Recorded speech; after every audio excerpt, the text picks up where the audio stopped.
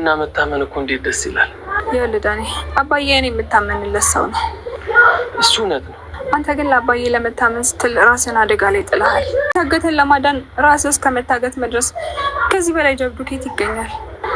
ይህንን በመስማቴ በጣም ደስ ብሎኛል። በማገትና በማስፈራራት ንብረቱን ተካፋይ ይሆናለሁ። አባትየውን ገደልሽ፣ አሁን ደግሞ ልጁን ካልገደልኩት ነው እንዴ? እኔ ከንብረቱ ነው እንጂ ከቤተሰቡ ምን አለኝ? ግርምም እድሜዋ ረጅም ነው። ደወለች። ክፉ ሰው እኮ እድሜው ረጅም ነው።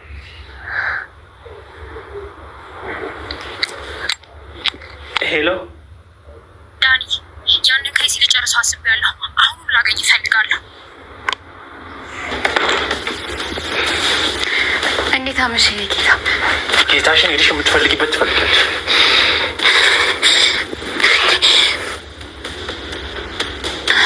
ብኖት ዞር አድርግልኝ።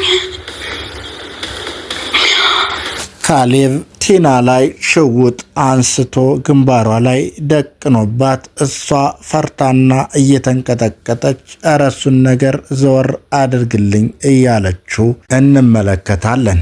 ዳንኤል ቤተሰቡ እንደገና ይቅርታ በማድረጉ እንዳቀረቡትና አብሮ ሁሉን ነገር እያማከሩት እንደሆነም እያየን እንገኛለን። ሰላም ሰላም የጨጮ ቻናል ተከታታዮች ባላችሁበት የዓለም ዳርቻ ሁሉ እየበዛ ይሁንልኝ። ለቻናሉ አዲስ የሆናችሁ ሰብስክራይብ በማድረግ ቤተሰብ ይሁኑ። ትሁት ድራማ ክፍል 44 አሁንም እንደቀጠለ ነው። እስከ መጨረሻው ተከታተሉን። ትሁት በረንዳ ላይ ስልኳን እየነካካች በድንገት ዳንኤል ይደርሳል። ያን ጊዜም ዛሬ ስልክሽ ላይ ነው እንዴ ጫወታሽ ይላታል። ሁሉም ሰው ስልኩን መጫወቻ አድርጎት የለም እንዴ እያለች ትመልስለታለች ፈገግ እያለች። ከዛ በማግረሞት እየተመለከተች እኔ ላንተ ያለኝ አመለካከት ተቀይሯል። በፊት እኮ በጣም ነበር የምጠላ በምታደርገው ድርጊት ሁሉ እያለች ትለዋለች። አሁን ግን በመቀየርህ በጣም እኔም አብሮ አመለካከቴ ላንተ ተቀይሯል ትለዋለች።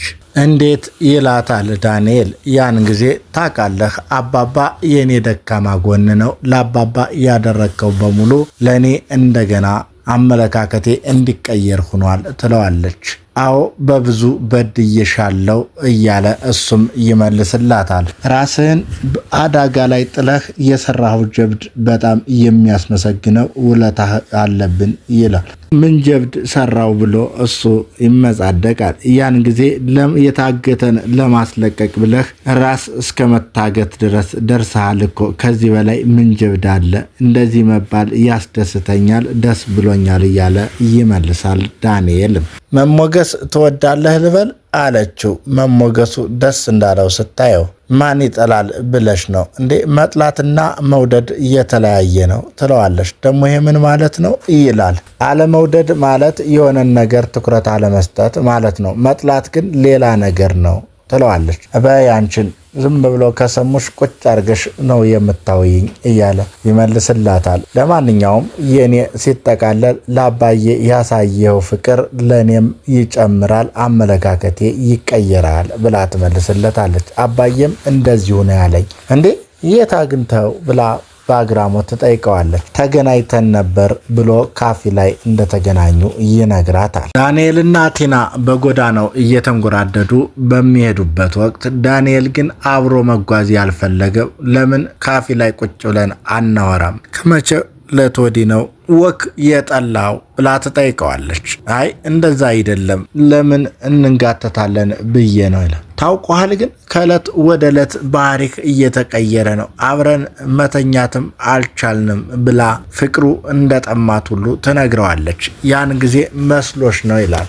መስሎኝ አይደለም፣ ልዩነቱን ማየትና ማስተዋል ትችላለህ ብላ ትመልስለታለች። በጣም አንድ መልካም ዜና አለኝ አለችው። ምንድን ነው? የሞት ሰርቲፊኬቱን ለካሌብ ሰጥቼዋለሁ። እሱም አይቶታል። ንብረቱን ቶሎ ማዞር እንዳለበትም ነግሬዋለሁ። እሺ ብሎኛል፣ አሳምኘዋለሁ። ቆይ እንዴት አርገሽ? እንዴ ልጅቱ እኮ ቲና ነኝ እያለች ለዳንኤል ተነግረዋለች። ዳንኤልም ከ6 ወር በኋላ ሀብቱን የራሳችን እናደርጋለን፣ ያን ጊዜ ኑሯችን በአንድ ላይ እናደርጋለን እያለች ተስፋዋንና እቅዷን ስትነግረው ጥሩ ብሎ ይመልስላታል። እንዴ ጥሩ ብቻ ነው የምትለኝ? ሀብቱን እኮ በስሙ ካደረገ በኋላ ለኛ ነው የሚሆነው፣ እንካፈላለን ትለዋለች። ያን ጊዜ እንዴ ሀብቱና ንብረቱ በስሙ ስለሆነ ብቻ የምትካፈይ ይመስልሻል? በውርስ የተገኘ ሀብት እኮ የግድ ይካፈላል ማለት ነው ብለሽ አትውሰጅ፣ ህጉን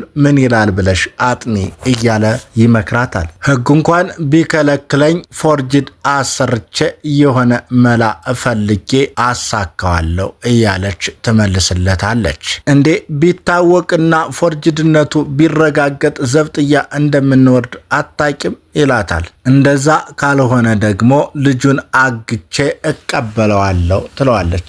ያን ጊዜ ዳንኤልም በመበሳጨትና በመናደድ አባትየውን ገደልሽ፣ ደግሞ ልጁን ምን ልታደርጊ ነው ይላታል። እኔ ከሰዎቹ ምን አለኝ ከንብረቱ ነው እንጂ ብላ ንብረት እንደምትፈልግ እና ንብረቱን ብቻ እንደሆነ አስረግጣ ትነግረዋለች። ኤደንም ዳንኤልን አሳየኝ ባለችው መሰረት አባባን ለማግኘት አባባ ወዳለበት ይሄዳሉ። ከዛም አባባን እንዳገኘችው በፍቅርና በደስታ እቅፍ አርጋ ሰላም ትለዋለች።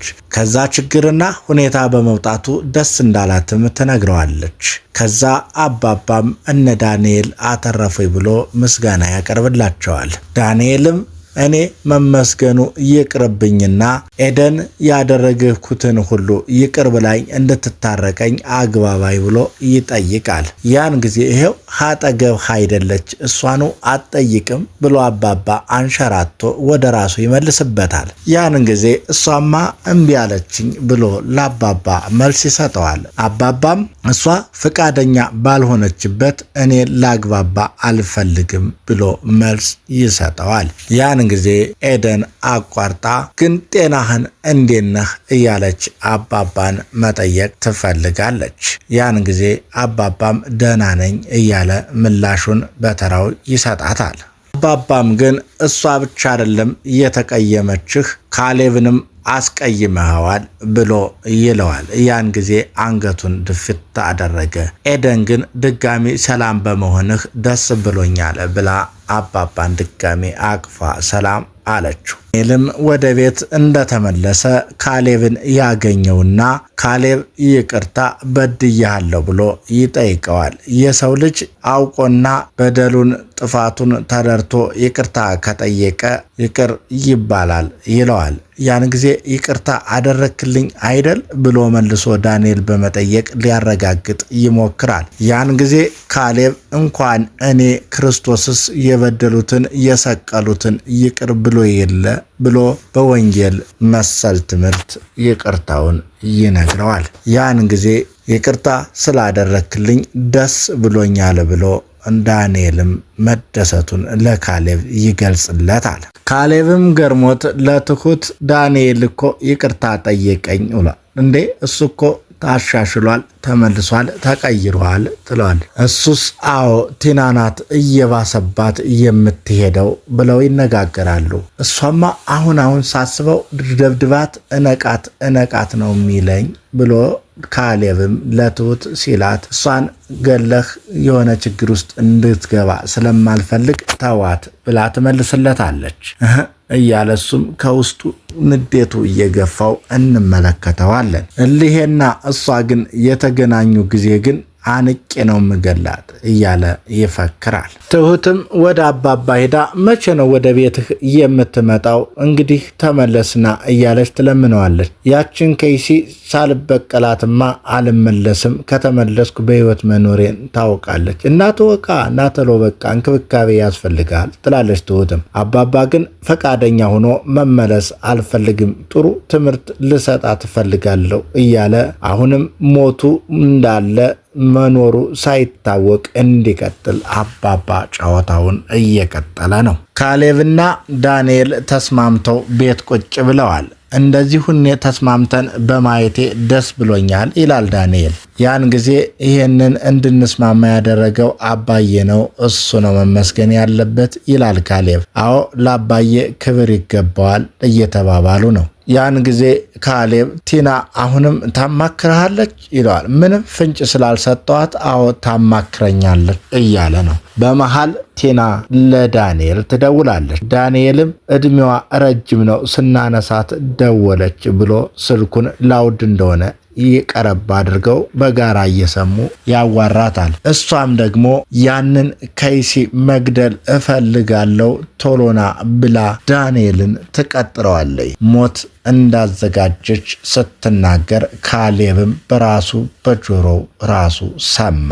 ዳንኤልም ሄዶ ቲናን ያገኛታል። ያን ጊዜ ለምን ያንን ከይሲ ካሌብን አልገለው ደግሞ ይሄ የትኛው የብደት ሐሳብ ነው ይላታል። እሱን ከገደልኩት እኮ ሀብቱን እኔ ወርሳለሁ ብላ አጭር የመጣላት አቋራጭ ሐሳብ እንደሆነ ተነግረዋለች። ያን ጊዜ ሀብቱን ለመውረስ እኮ ልጅ መውለድ ይኖርባችኋል ካንተ ወድጄ የሱ እንደሆነ እነግረዋለሁ ትለዋለች። ያን ጊዜ ይሄ ያልተዋጠለት ዳንኤል የያዘውን ቢራ ጉንጭት እያደረገ ዝም ይላታል። ካሌብም ያንን የሰማውን የስልክ ወሬ ይዞ ለአባባ በፍጥነት ሄዶ ይነግረዋል። ቲና መጥፎ ሐሳብ አስባለች፣ ሌላ የምታጠፋው ሰው አለ፣ ለዳንኤል ስታወራ ሰምቻታለሁ ብሎ ለአባባ ይነግረዋል። አባባም ማንን ብሎ ይጠይቀዋል። እሱን ዳንኤልን አረጋግጬ እነግርሃለሁ ብሎ እንደገና ሚስጥር አድርጎ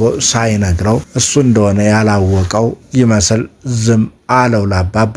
ዳንኤልም ካሌብን እገላለሁ ብላ ስለፈከረችና ስለነገረችው ለትሁትዶ ራሱን መጠበቅ አለበት፣ ልታጠፋው እያሰበች ነው ብሎ ይነግራታል። እኛም ልንጠብቀው ይገባል እያለ ያማክራታል። እንዴ ቆይ ለምን አለች። ያን ጊዜ አዎ ልታጠፋው እያሰበች ነው ብሎ ሲነግራት ነውስ እንንገረው ለሱ ብሎ ይጠይቃታል።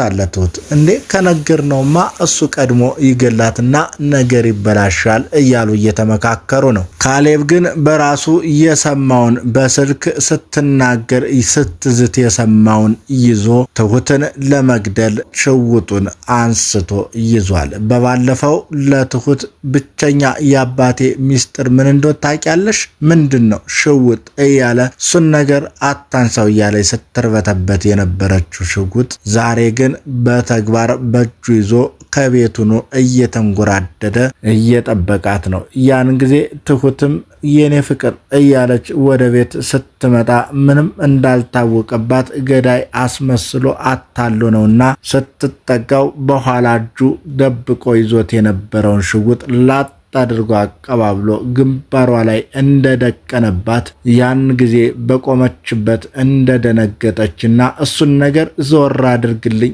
እያለች እየተንቀጠቀጠች የዛሬው ትዕይንት ያበቃል። ሰላም ሰላም የጨጮ ቻናል ተከታታዮች ሰላማችሁ ባላችሁበት የዓለም ዳርቻ ሁሉ እየበዛ ይሁንልኝ። ለቻናሉ አዲስ የሆናችሁ ሰብስክራይብ በማድረግ ቤተሰብ ይሁኑ።